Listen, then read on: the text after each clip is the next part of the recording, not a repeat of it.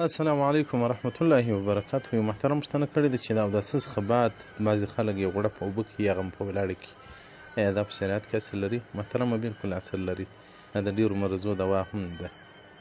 ځکه وایي که څوک د اوداسه څخه بعد یو غوړپ اوبه په ولاړې وڅښي، هغه د اوداسه یو غړپ اوبه، یعنې چې اودس ختم کي یو غړپ اوبه له الوش یا د لینکۍ سره واخلي هغه وڅښي، نو دا وایي د اویاوو مرضو دپاره هغه علاج دی.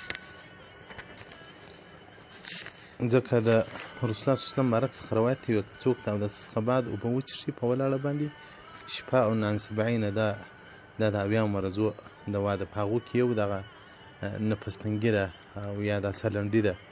او دغه رنګه علي رضی الله عنه مبارک په د اودس څخه هغه وروسته پاته اوبه په ولاړې څښلې.